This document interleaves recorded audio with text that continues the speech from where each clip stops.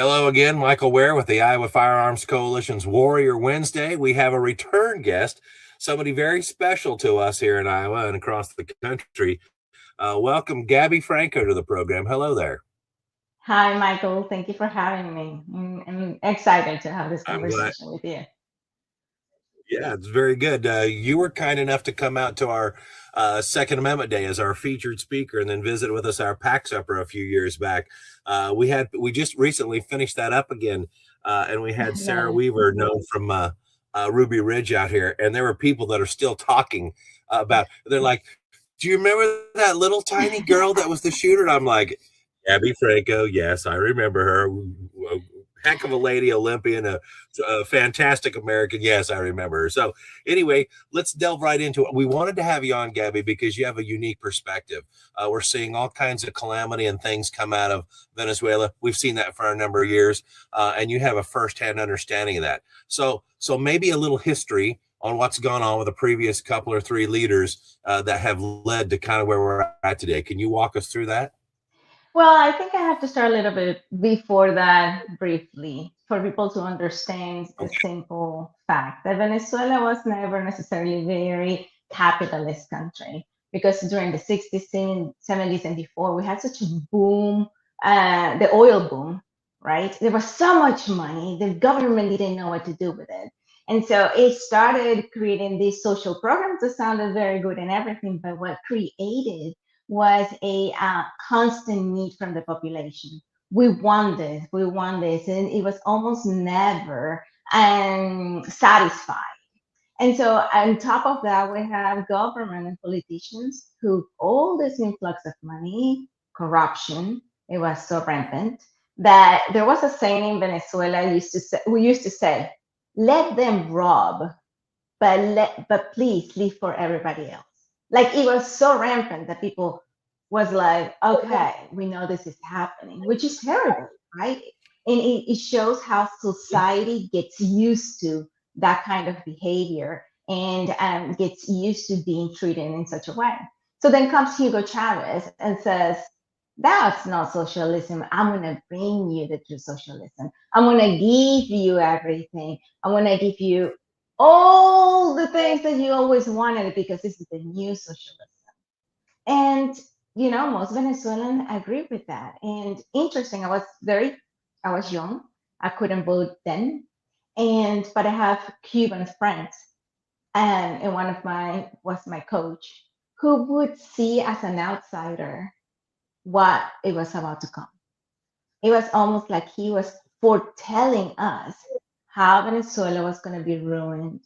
And us as Venezuelans, me as an athlete, would look at him and would look at his friends, listen to his friends, and it was unfathomable because Venezuela was such a rich country. I was already traveling throughout the country, represent throughout the world, representing the country. I couldn't imagine a day where we wouldn't have food in the grocery stores. And he would tell us this stuff, and we couldn't imagine. And I even heard some Venezuelans say, "Well, right there at the range, well, but Cuba is different because Cuba is an island. Venezuela is not an island, right? You are isolated. That's why you have so much troubles. Venezuela is not an island. We can go to Colombia, Brazil. I mean, so many other countries around that it's not going to happen." And so it's just people often say, oh, Americans don't know what they see, what they are really hearing when they say when they hear about socialism. But Venezuelans didn't know either because it's easy to be wrapped up in your head into, oh, everything's gonna be beautiful, right? And so Hugo Chavez used that term. Crime is rampant. Let's take the guns. The problem is the guns. People need something. Let's give them everything, which it was never meant to be sustainable. Mhm. And I mean, no, I don't think no economist, honest economist, can tell you that's sustainable. And at the same time, what he did, he put in power someone who was his best, his right hand, Nicolas Maduro, who didn't know anything about to run a country, and just made it worse. 10 times worse Yeah. than it was with you. It occurs to me, and I don't know why haven't thought of this before, or maybe I have, and it's been fleeting. But when you were talking about that, you said in no uncertain terms that Chavez walked out there and said, "I'm going to give you the things that you want." Um, Yeah. and maybe we're guilty from time to time, whether it's Venezuela, America, wherever it is that this has happened. Maybe we're guilty of saying yes to those things without asking what we really want, because it appears to me that when the government or the authority figures, whoever they may be, show up and say, "I'm going to give you things," what we should be remembering is well, if they give me things, they can take those same things or take more. Oh, What yeah. they really, what I should really want, Gabby, is for them to give me freedom and liberty, which aren't things. They're not tangible. I can't touch them, but they're ideas. They're ideologies. They're concepts that permeate you and me, so that we can act and behave in certain ways. And there are responsibilities associated with freedom and liberty, because when you mess up, it hurts. Which I think is what a lot of progressives will tell you they don't like. Well, the freedom is messy. Well, it is, but I've got news for you. Being given things by government appears to never work. I don't know of Well, any example that prove that. and even into your point, and a little bit beyond that, when I decided to come to the United States, that was 2002. I had already talked to a lawyer because of my resume, my background as an Olympic shooter, and all the medals and everything had represented. I had a very good case to immigrate to the United States. And but at the same time, I was in this conundrum. Do I move to the United States? I mean, I can do it legally and everything perfect. Or could I go and stay in Venezuela and go to my second Olympics, the Athens Olympic Games in 2004? And I was Olympic hope. I had already won 3 gold medals in Brazil. After my first Olympics in Sydney, everything started turning into gold, like, maturity, call it whatever it is, more training and wisdom, better, a lot of things. I was improved. I improved tremendously with all that experience. But then I had this thought, and I said to myself, okay, let's hypothetically imagine that I win a medal at the Olympics. Okay, I have something that I want. What do I do with it? Can I eat it?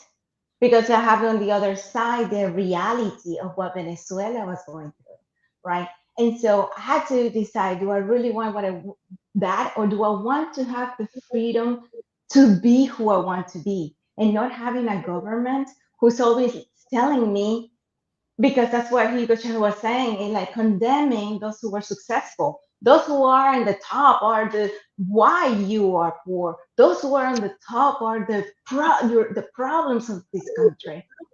And I was thinking to myself, I'm like, okay, I come from a humble means, but my parents worked hard and were able to have their small business.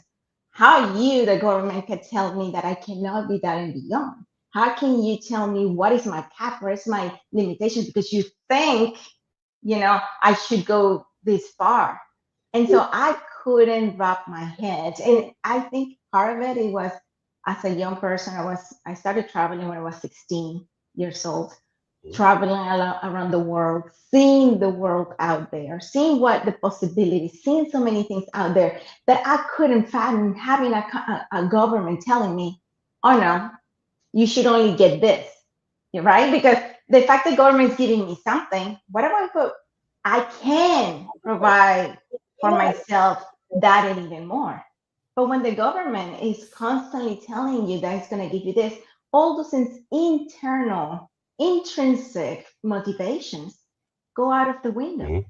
right? And I could not fathom letting myself go into that rabbit hole. And I was only 20, 21 when I made the decision and moved to the United States. But it was part of that. It was either, do I, you know, go and get and continue here doing what I want, or do I choose freedom and choose a future that can give me a lot more than a medal? Yeah, I have a medal, let's say hypothetically. Olympic medal. But so what? I cannot eat that in Venezuela.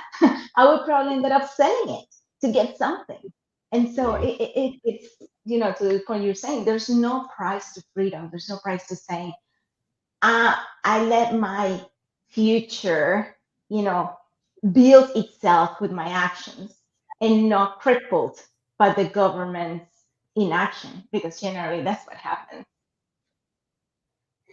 I'm glad you were able to travel. It sounds like the exposure to other cultures, other societies, other places, other governments um, was able to help illuminate what was true or not true of a thing.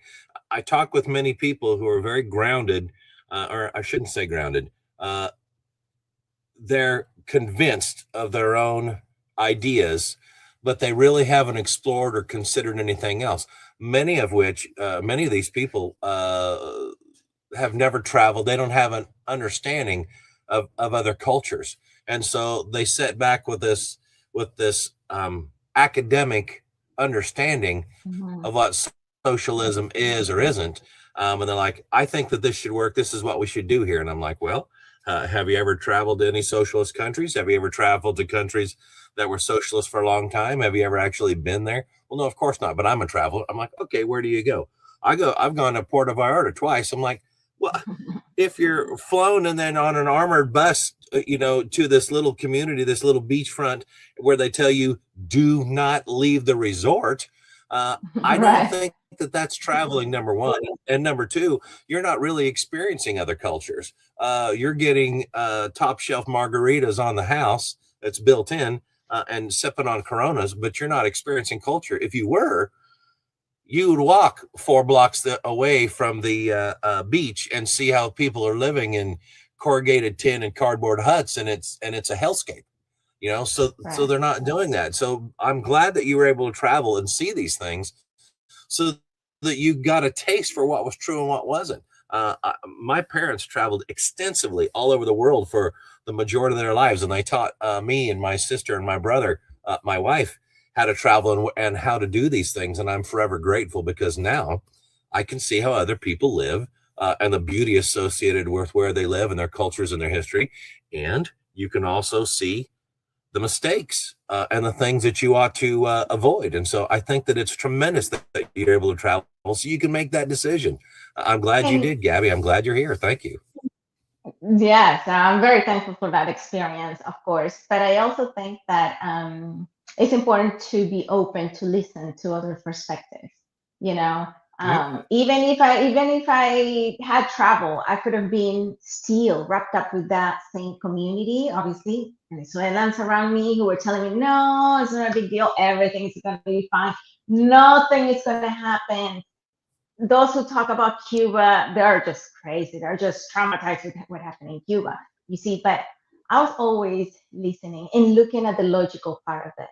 Listening what Hugo Chavez was saying, listening what my coach was saying, listening what Venezuelans were saying, and that's made truly sense. And when things sound very pretty, sounds fine, and I guess one of the things I really appreciate from that I learned from Olympic shooting is, a bullseye is a bullseye. There's no turn around it. It's, the technique is the technique. So you don't go and try to invent something and say that's a bullseye. No, it's Mhm. A, B is B, and C is C, right? And so you learn to think in logical terms. You learn to think of, okay, how my mind is changing the way I'm thinking to get to the position I want. But is that going to get me what I want, right? I want to say, oh, I wish I get a bullseye. I want a bullseye. But one thing is, can I get it? Right. And so the same thing, it was like they tell you, oh, I'm going to give you all these things. This is going to happen. And my logic is like, really? How is it going to happen? What are you going to give me? How do you know what my expectations are, what my dreams are? You don't, the government doesn't know that, right? Mhm. And so one of the beautiful things I learned also in the shooting sports was logic. And logic that goes long ways. And I think that's part of that we are missing in here. Or well, I would say around the world, people just get too emotional and they get into this wrapped up into what I want, what I really want, but they only see what I want as far as the hand extends. They can there is difficult for them to see beyond that. What are the consequences of that, right? What are the actual long term things that could happen with those decisions? And that's a bigger problem. Even without traveling, I think if we teach our children and people start thinking logically, right, that would Mhm. go a long way. So, to give an example, like here with um, the immigration issues, right, letting Yeah. people come through the border. I'm like, I'm an immigrant, and I was like, that's wrong. And I will tell you simple as this: if you ask a Mexican in Mexico, would you accept that everybody come to your country just like that? You don't know if they're good or bad. They're gonna say no. If I was in Venezuela, living in Venezuela, and somebody tells me, "Oh, we're gonna leave all these people come to your country," like, who cares? I would say no. And we lived that during Hugo Chavez when he started importing Cubans. And these Cubans were put on barrios, or let's say the hoods. I don't know how would you say, but and so they were doctors and all these people that were giving free medication, but at the same time they were indoctrinating Mhm. people.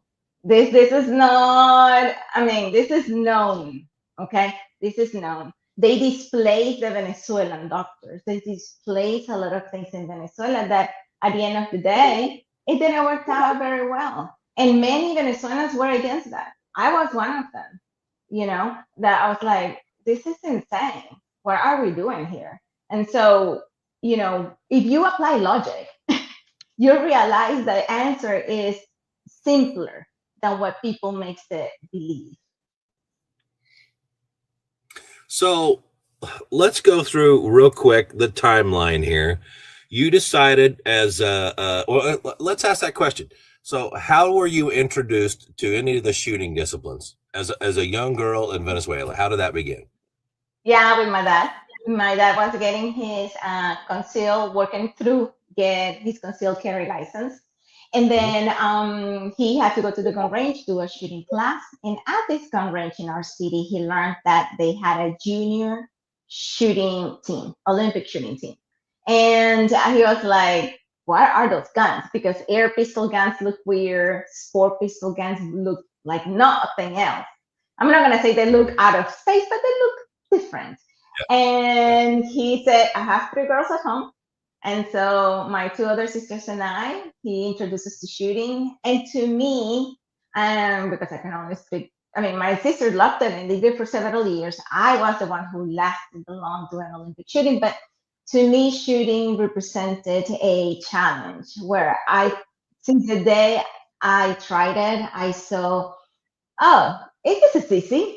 The target doesn't move. I don't have to run. I mean, if I'm petite now, imagine me when I was 11 years old, 12 years old. I was a tiny, tiny little thing. And so every Yeah. sport I tried kind of didn't stuck. But this one, I didn't have to run. I didn't have to do much, lifting or anything like that.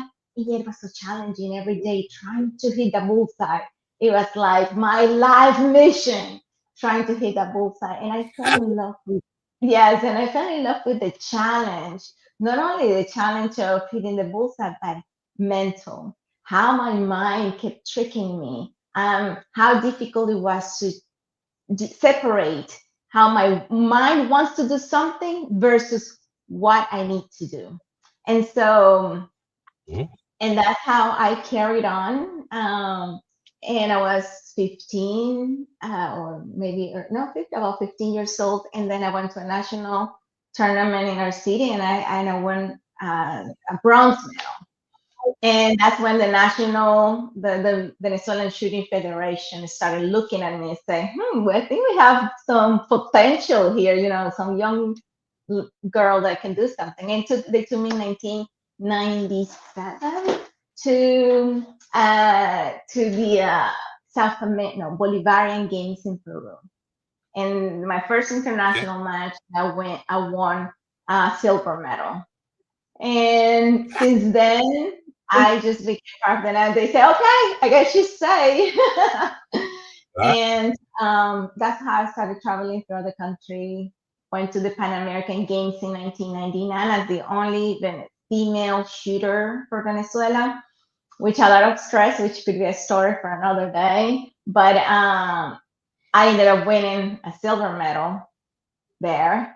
And funny story is that before that, I had silver medal in South American Game, Bolivarian Games, silver medal South American Games, silver medal Central American Games, and then silver medal in the Pan American Games. So I'm there, Canada, looking at the scores, and I'm like, man, silver again! Like, come on, when is this gold gonna come?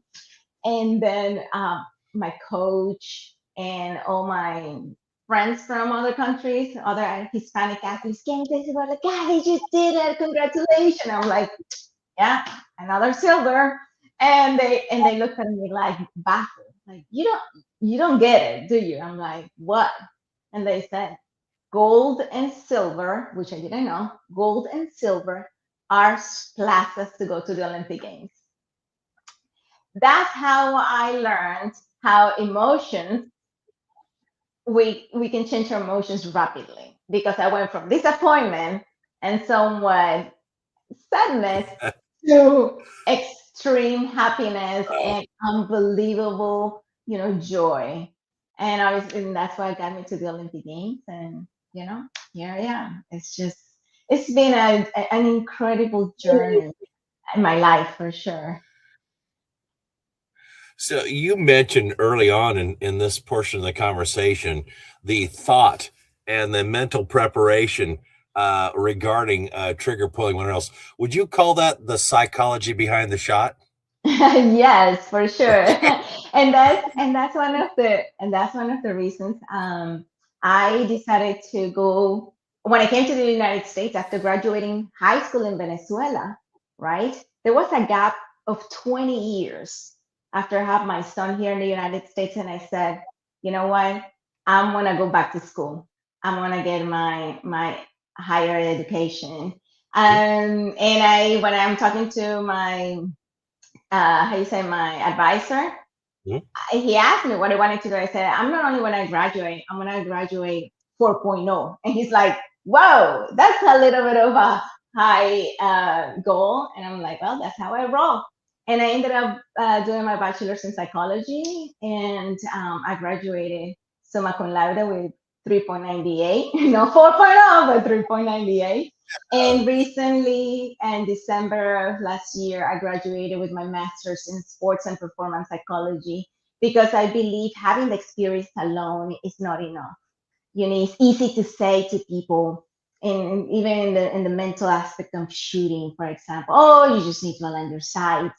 It's simple, just do this and that. But people have back back experiences that Mhm. affect, oh, we all have our experiences that affect the way we think, the way we process information.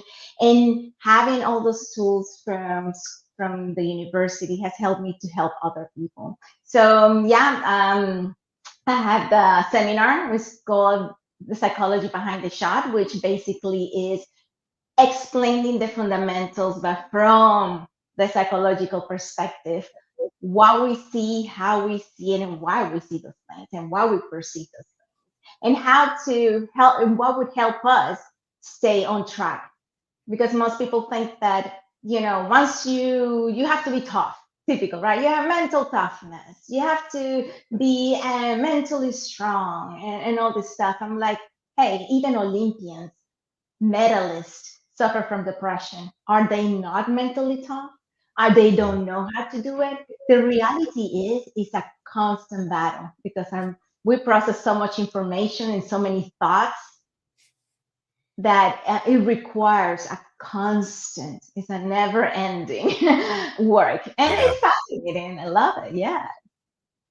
But yeah, those are the Well, the medals. reason I asked Yes. Well, I asked her about the psychology behind the shot because I had read that on your website. So for those of you listening, I want you to navigate to gabbyfranco.com. That's GabbyFranco,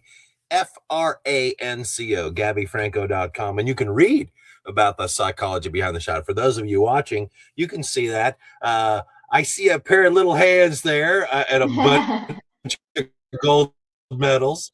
That's very impressive. And then as I scroll down through here, there's all kinds of things for people to read and to think about because you're offering all kinds of training and guidance, and you're taking your years of experience across many nations, many competitions, uh, uh, many trials, and you're offering them up for other people. And I think that that's fantastic. So, people listening, go to gabbyfranco.com. For those of you watching, Gabby, why don't you walk us through a little bit of what's going on here, what you're offering? Yeah, so well, I if you go a little bit down, people can see that I'm offering mental performance for specifically mostly for athletes and law enforcement. However, if you're not an athlete in law enforcement and you want to, whether you are a CEO, you're a musician, you're a public speaker, that's what my degree goes into. And so it's what I do virtual coaching where we go through a process and I teach. My goal is just teach people how to think better and how to perceive all the information they receive and process the information better. And it's a long process because again, we have back experiences, we have challenges every single day that it really affects how you react and how you present yourself not only to others but even your work. So basically that's what I do. I love it's a humbling work because it's not only me teaching my clients, but I learn from my clients, right? Mm. Some things that I take for granted, people go through, great deals of challenges in life, whether it's illness. I have worked with people with serious illness. I have worked with CEOs. I have worked right now currently with people who are preparing for world championships and in their mind is to win gold medals. So it's limitless what we can do with our minds. But I particularly now focusing on athletes just because I'm an athlete and I'm passionate about that. And law enforcement because I do have a lot of friends and I think our law enforcement officers need that. Not the psychology, obviously the psychology part of clinical psychology tells you, oh, you need to work with this for depression, all this kind of stuff. But I don't do that, which is beautiful. What I do is how can we twist those emotions and reframe them, right? And learning how to work with anxiety, learning how to work with those intrusive thoughts, learning what to do when I want to do something and I feel like I don't have the power to do it. And Mm-hmm. so for me, it's humbling to see my clients coming back and say, oh my God, I did this. I didn't know I could do it. Or I did something or sometimes I tell them, it's funny, sometimes I tell them something that to me is obvious, like, hey, you know, probably you should try this. And they don't get it. But then comes like 2 months and they say, I should try this, and this. Yeah. And that's beautiful because we often learned in our own terms. Once our mind and our life experiences get to the point that we're like, oh, I get it now. I know how can I play this into my life. So, I apply not only life experience, which is important because it helped me empathize with my clients and Yeah. being under like feel in a way what they're feeling, but at the same time I have the academic training to better help them, keeps me on track and hey, like, hey, I get it, but let's go, let's do this, and keeps everybody in sync, if you will. I I couldn't agree more with your sentiment. The mental preparation is what separates the success from probably accidents in many cases. Uh, my daughter shoots competitively in SASP, so she's shooting 22 pistols and rifles, and she's something that she's doing more recently in life. She didn't do that when she was little, so like ages 15 and up, and she's 16 now. But I've also noticed that she's played volleyball for, gosh, I don't know, nine, maybe almost 10 years now, and I watch the girls on this court. I watch other teams, and I see how they interact with one another and how they respond to the mistakes they make themselves, or better yet, their accomplishments. It's almost completely mental. Yes, volleyball requires physicalness and some volleyball IQ, if you will, in order to truly do well. It's great when you can swing with the right form and jump high and whatever else, but it's almost all mental, Gabby. I mean, these girls win these games on whether their heads are in it or whether they Yeah. get down on themselves or each other. And you can see teams fall apart that have tremendous physical talent, that don't have the mental aspect of the game down, or they get pushed out of their comfort zone and they can't regain that good mental game. And it's proof positive that preparing yourself mentally and going through these exercises will make all the difference on a probable outcome. Right. To listen to you talk about this stuff is absolutely fantastic. It's in every aspect of our lives. It Yeah. doesn't matter, Gabby, whether we get up and yeah, it doesn't matter whether we get up and go to church that morning and we've been thinking about the sermon that the pastor may give because he said, "Oh, we're going to be in Romans 11 this weekend." Well, how do I do something about that? Well, I open up the book and I read it and I get myself tuned up and I mentally prepare. I pray. I get prepped for that. Or if I'm Mhm. going to work or doing something complex over here or talking with a friend that I know is having a problem, I mentally prepare. You're So to talking give about you doing that.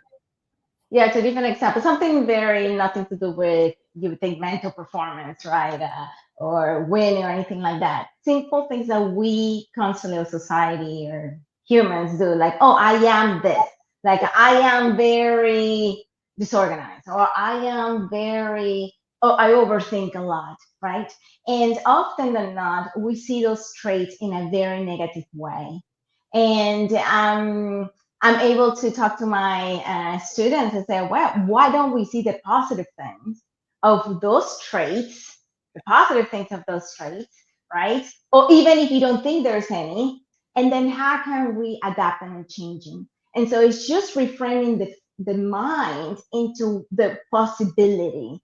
And one thing I tell people, especially when they have parents, those who are parents have kids, one thing I tell them, don't tell your kids, oh, you're shy, oh, he's shy or she's shy, oh, he's afraid of heights, and because you are already putting a stamp into a child who's just developing, who doesn't know who they are, who their behavior may be due for other things, but not necessarily because they're shy, because they're afraid of heights. And I have seen it on my own son, where I stopped telling, never told him that he was afraid of heights, although you could see that he would shake every time he would go open ladders and stuff like that.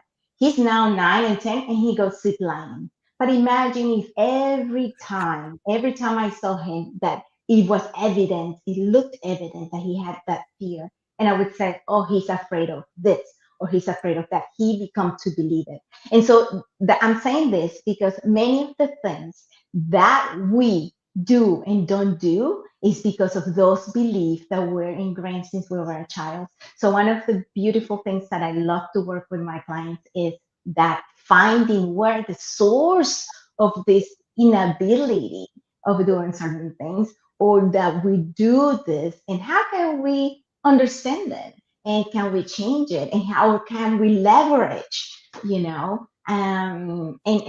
how can we manage it, right? And so it's not about blocking it, saying it's bad or anything. It's just learning how to accept it, learning what it is, obviously, and lastly, how to manage it and make it work for us and not letting it rule our lives. Fantastic. That's unbelievable. Well, okay, so uh I guess we went down the young shooter Olympian psychology route, and I'm glad I didn't know some of those. I knew that you were doing a lot of ongoing ed and you were delving academically into lots of pursuits, and I think that that's fantastic. Thank you for that.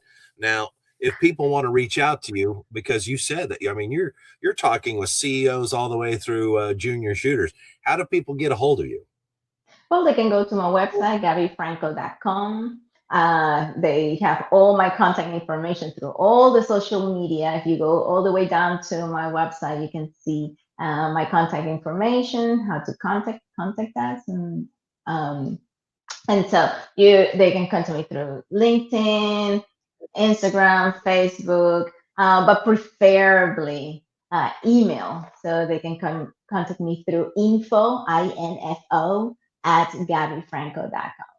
And then we can start a conversation and see how can I help you, you know, achieve. People sometimes think achieving goals, and that's one of the things that I'm putting in my practice, into my practice, is that achieving goals is not just, getting the job you want or winning the medal you want, but having a life balance. Because ultimately, the big goal is living with food that you can feel fulfilled with that life, that you can Yeah. help balance your family life, your work life, your sports, and be happy with it. Mhm. It's not an easy thing to do. We all struggle with it, but that's what makes it fascinating. And I guess that's the competitive side of me, that I'm always looking for ways to doing my best, and yet having this opportunity to involve everything in my life wrapped up in that, what I call success. It's just, to me, it's living like a champion. Not a champion of one thing, but just living like a champion. Like, that, because that what you do it with love, with intention, and it's success. To me, that's its ultimate Yeah. All right, fantastic. So when we started talking about this, I was pretty critical about gun control, success. pretty critical of socialism and all of the bad things that it leads to.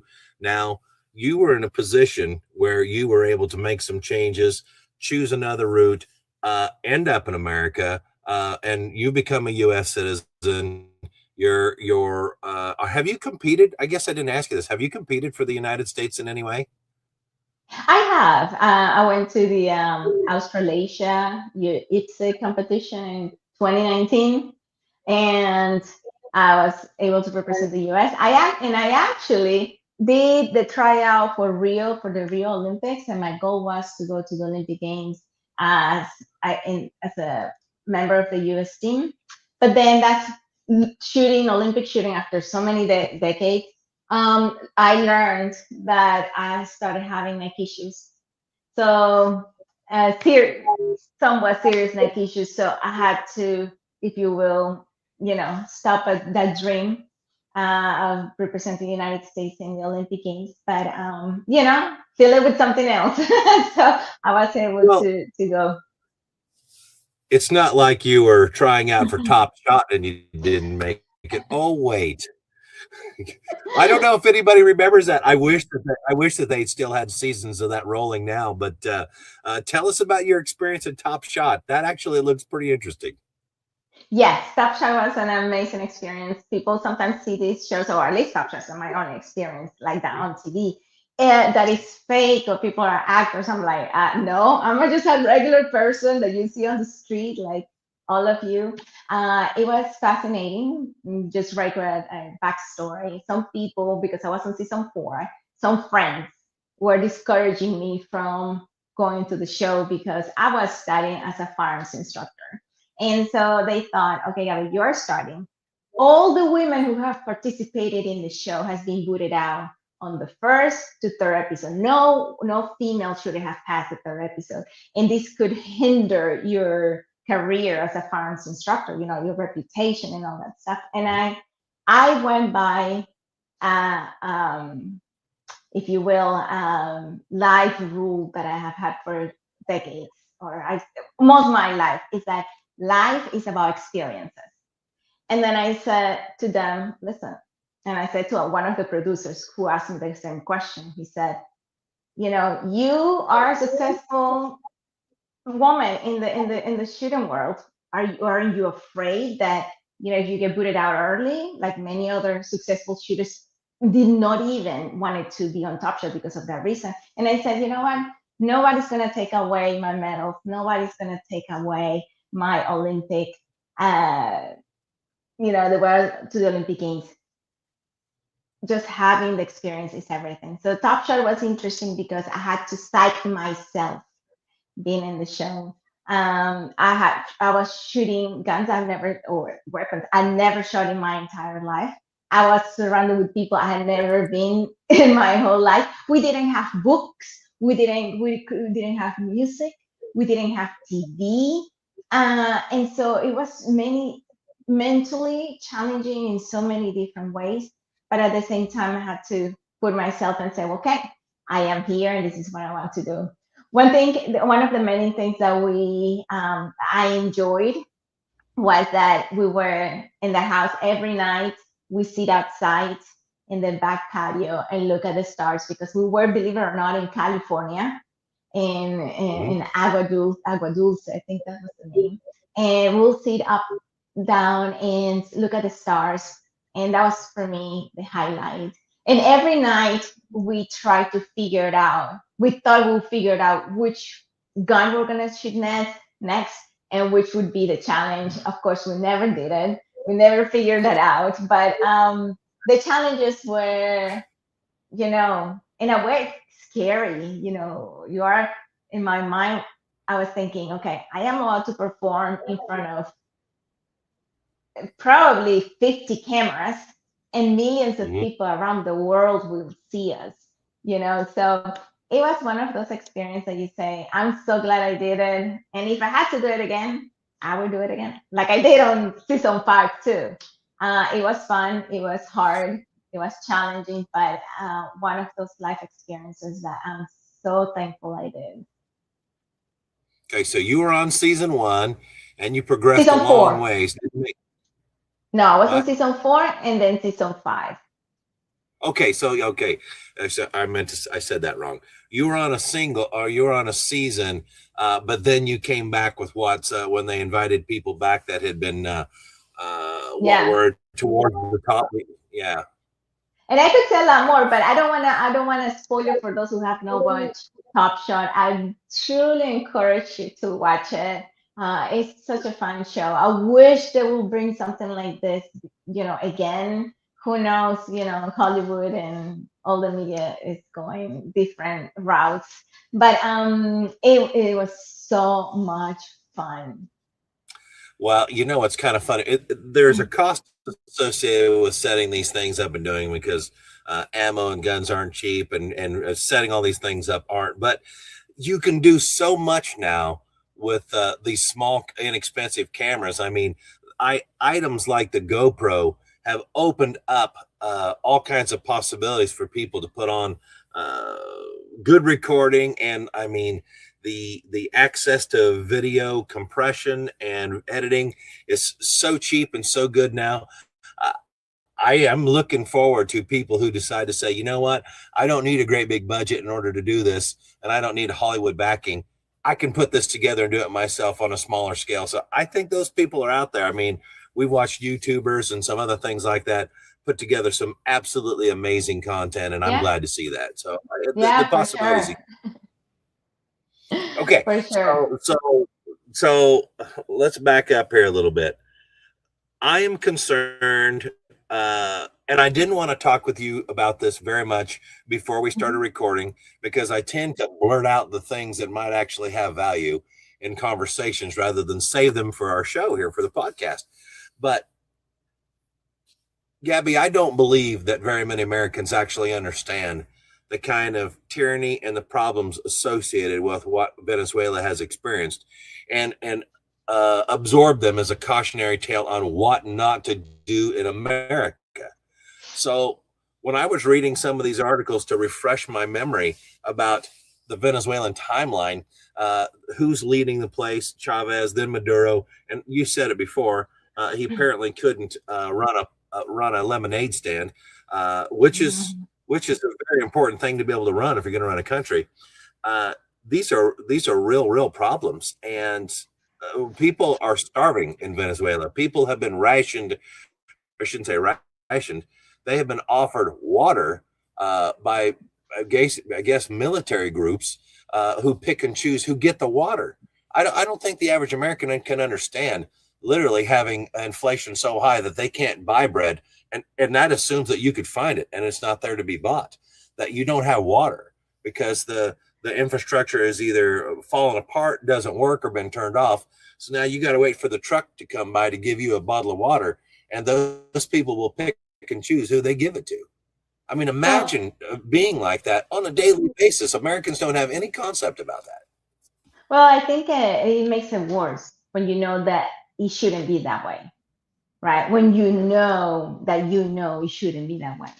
But the problem is that here in America, we live in a bubble. We're so surrounded. Like you can live in your house. You don't have to leave your house at all. You can have groceries drop on your front door. You can have shipping from Amazon. You can work from home. Your kids can be homeschooled. I mean, you literally we live in the United States in such a bubble that it's difficult to see what is outside. And in Venezuela, Venezuelans didn't need to be in such a predicament, okay, until obviously we let socialism to take over. And the problem is that Venezuelans didn't know either, didn't understand either what Cubans were going through. They didn't truly understand what was happening because we get wrapped up in our minds what is work for me, what I want, and what my needs are covering. That's it, without seeing what is beyond. I think one of the things that people in America need to understand that Venezuela was not like this. I lived Venezuela before Hugo Chavez and after Hugo Chavez. I was a teenager when before Hugo Chavez was in power, being able for me to go to the store and choose whatever butter that I wanted different brands of ketchup if I wanted to the point where you could not even find meat. You could not find eggs because you have a government that is taking power from the people, taking power from the businesses, thinking that, oh, we're going to just give it to the employees. But do the really employees have the best interest? Do they really know how to run a business? And I'm saying this very seriously because you can have best intentions. You don't have the know-how and you destroy it. When you have a government that is regulating totally. So give you an example, meat in Venezuela. The Hugo Chavez thought that, oh, but meat shouldn't be that expensive. What is this? Meat is so expensive. We need to regulate meat. So what he did, he said, okay, the kilo, because kilogram in Venezuela is going to cost X amount of money, right? Let's say, for the sake of argument, $2 a pound, okay? But it takes the farmer and the cattle people it takes them $3 to produce that. What is those people are going to do? Are they just going to work and lose money? Or just going to say, you know what? Maybe other people can do it, but I cannot do it. I want to move my business and do something else. And they did. Mm-hmm. People don't understand here in America, to me, when they say they argue that the 1%, the 1%, guess who were the first one who left from Venezuela? Mm-hmm. The ones who had the means to leave. All the big corporations, they say, okay, you don't want us here? You think that we are not good enough for the people, although we produce the the products that people eat, the things that they buy, we go somewhere else. And they did. They left many left. And guess who were left that the government started taking from them? The middle class. It's advices. It's a cycle that never ends. This one goes out of the equation. Well, guess what? Go the next. And the middle class was next. Then he was not going after the big businesses. I saw him on TV expropriating businesses from Caracas, like saying, oh, who owns that? Oh, but that's a jewelry store. A jewelry store. Yeah, but that store, the location of that store used to be historical. So no, let's close that. That just like that, just because of. Yeah. And so what it created chaos, thinking, and people thought, oh, we're just taking this big, powerful business and we're gonna take over the country. No, they destroyed it. Why right now the situation in Venezuela is different and people are praising Trump, even myself, is because nobody else would have had the to do what Trump did and take Maduro out. And even though some people will argue, oh, but Trump is going to take the oil, he's going to destroy the country. To that argument, I said, listen, Americans had been in Venezuela way before you even thought about Venezuela. And they helped make Venezuela successful in the oil business. They made money and they helped Venezuela develop. Venezuelans, we had so much money that oil was pennies for us. It was more expensive to buy a bottle of water than buying oil, gas in Venezuela, to put gas in your car. It was insane. Americans, I am pro any business that is going to come and invest. It's like an investment. You know what I mean? They come Mhm. in, they invest, they produce, we all win. And Venezuelans we want that.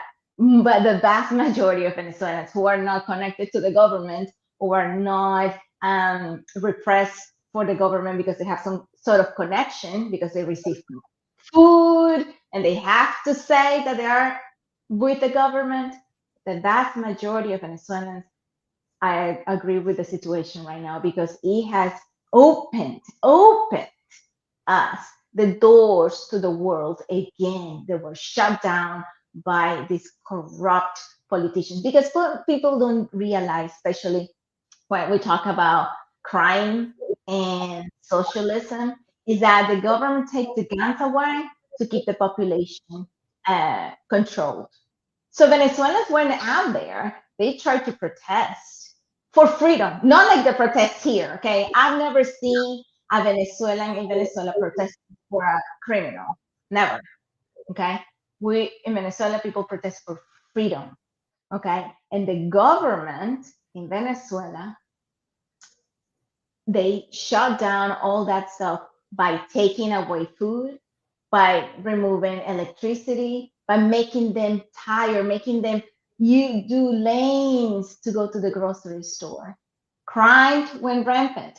People could not defend themselves. So now, even today, the government uses these gangs that terrorize the population when they try to voice themselves. So, when people talk to me about socialism, gun control, and crime, I'm like, ah, I mean, I don't like to say you don't know what you're talking about, but I always say just you need to read more. You need to educate Mhm. yourself more about world history and see which countries suffer the most, and you will 9 out of 10 you will see that the ones that were disarmed, that the one who went into full out socialism, communism, are the ones who suffer the most. Yeah. Okay. So just for everybody listening, I think it was 2012. Chavez entered into massive gun control, and he was saying the thing that they always say: we have a terrible murder rate, and if we get rid of guns and we confiscate them, if we allow no more of these things, then the violence will be curbed. Everybody always says that, and it never ends up being true. Now, if you're truly I know this may sting a little bit, but if you're truly ignorant, you might believe that because it might sound as if, well, this thing is the problem. So if we remove this thing, then the problem evaporates. Well, it was never about the thing; it was about the person. But we're not honest about that. So in 2012, there's Venezuelan gun control. It's huge. It's a great big deal. And then I read an article that said that as little, I think it was I don't remember the rate, 70 something per 100,000 murders. And then fast forward 4 years to 2016, I think the murders had increased by 40 some percent. So It's just it didn't put Venezuela.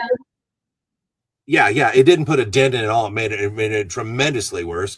And now we are seeing all the things that you were talking about uh, can be thrust or perpetrated on a populace that can't defend itself or stand up and say no in any meaningful way. And it was so bad. The people who are leaving Venezuela, like you're talking about the top 1%ers. I read an article that said that Venezuela ran out of passports. They physically had no passports left to issue the rich, per se, because they were trying to get out and get someplace else, even if it was vacation, whatever. They wanted to be any place but their homeland.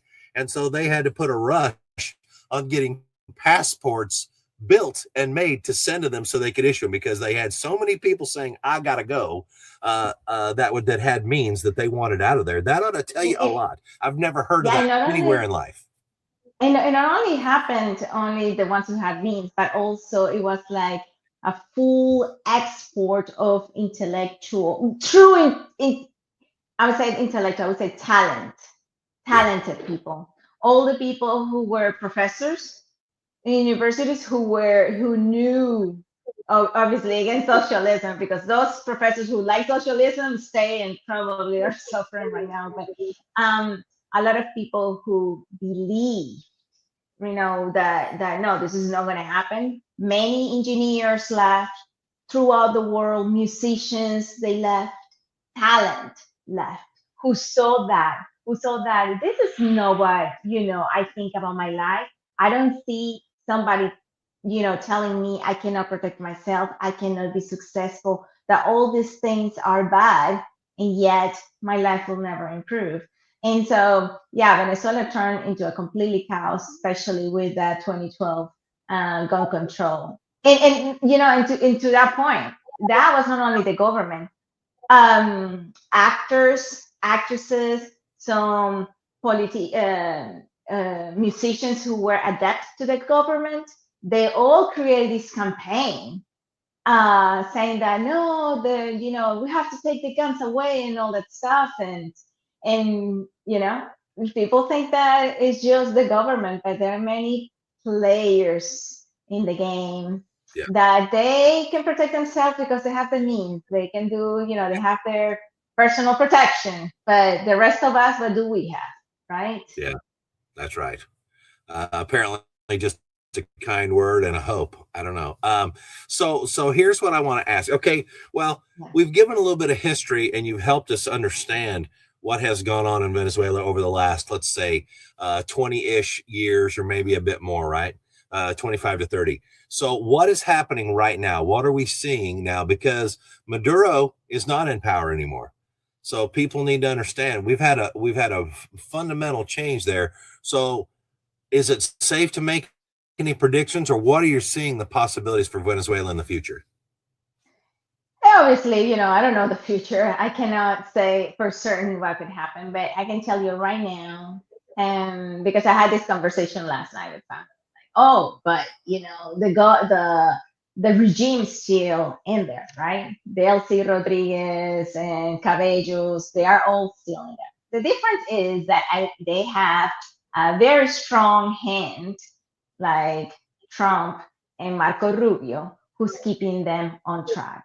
And what we're seeing now, I would think it was the smartest decision that they could have done, keeping these people in place under with the leash very short, very controlled, and so Yeah. they could do slowly the things that they needed to do. Well, right now they're opening the country. I mean, the videos that I see on social media from Venezuelans, excited that trucks are coming in from Colombia, from other countries, with food, with resources.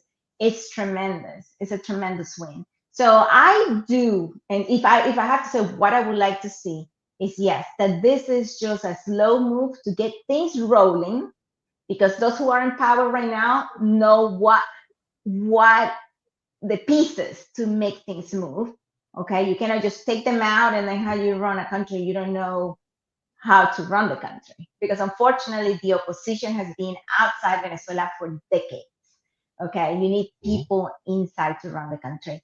And then ideally would be that as this is happening in maybe not in a year or so, in a couple of years, tell them, okay, goodbye. We can give you a package, you'll never come back, or you can try to stay there and we take you next to Maduro, for all your crimes. But if they're away, if they at least they leave, I would say some of them, regardless, should be in jail. They should pay for the crimes because they are beyond criminals. These people are, Yeah. insane what they have done to the population. So I think what we've seen now is what needed to happen and needed to happen long time ago. So Venezuela doesn't turn into a Cuba 2.0. On top of that, I 100% believe on the security concerns to the United States, because China, and this is not hypothetical. Like some people think, oh, Trump is talking about China and Venezuela and Iran and Russia. No, this is known by Venezuelans. Mhm. Okay, this is known by Venezuelans. China, Russia, and Iran, just to name a few, are in obviously Cuba, Nicaragua. They're all mentioned Venezuela, just soaking everything out of it and absolutely giving nothing to the country. And they're taking everything to do, yeah, very, very bad things around the world, as we have seen.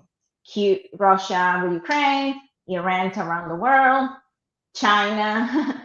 So, yeah, this was a smart move, not only for us Venezuelans, which we appreciate very much, but for the region. It needed to happen. Yeah. Okay. So that helps. I'm glad for that insight, and it's fortuitous that you were speaking about just the other night. But it's on a lot of people's minds. It's something that a lot of people are considering, and I'm glad. Um, so we've dealt with Venezuela a little bit here, actually quite a bit, and had a bit of a history lesson and some cautionary tales, right? So how does America avoid this pitfall? Because you're in a fantastic position to say, listen, I know what this is like, and I know many people that know what this is like. So Americans, how do you avoid this, and what do we need to do to avoid it? I'd like to hear your perspective on that. I would say first, educate your children with the U.S. history. Where are we coming from? Make them feel proud again to be American, what it means to be an American. Second of all, I would say tremendously protect the elections. Ask for IDs, making sure that those who need Mm-hmm. to vote and are eligible to vote can vote.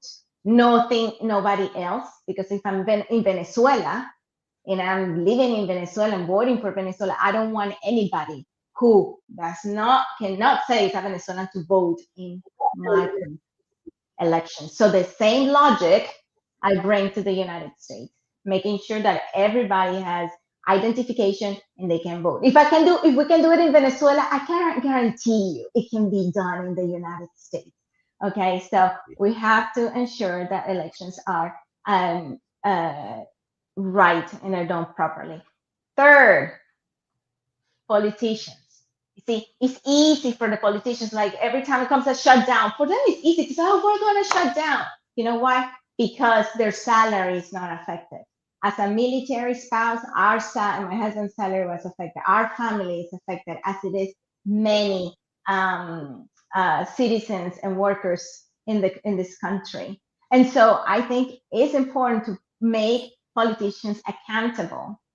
um, Nothing is for free. It's gonna come from somewhere else. You think that 1% is ruining you? Well, guess what? How would you like to live without your Amazon deliveries 20 in the same day or every 2 days? And if you don't like it, guess what's gonna happen afterwards? Right? They're gonna leave and they're gonna probably enjoy and go back to Venezuela and do that in Venezuela where resources exist. Don't fight against your country, okay? Don't fight against your own people. I think it's important that people are learn to talk to each other, even with our differences. One of the biggest things I saw in Venezuela that happened is that people stopped talking with each other. families were destroyed because of politics. Friendships were destroyed because of politics. And that what it does is divide us and makes the government a lot easier to impose certain ideas. And that won't work. I mean, there's so many things I can talk about, but if anything, I can summarize sum everything. Never buy socialist ideas. They never work. They will never work. And two, ever, never give up our rights of to own and bear arms, our Second Amendment rights. It's paramount for a free society. That's a mic drop moment. You're so right about that. I believe that history fleshes that out. It's proven. It can't be denied. When you take people's ability to resist away, there's no resistance. You can do whatever you want, and nothing ever goes well after that. There's no doubt about it. Now, well, first of all, thank you for coming back to see us, and thank you for coming back to be on the program again. We appreciate you coming on Warrior Wednesday. And just for everybody's edification, you need to go to iowafc.org and click on the Trusted Partners tab, because those people's contribution to Iowa Firearms Coalition members and beyond are the reason we can put on this show. So patronize those people, support the people that support you.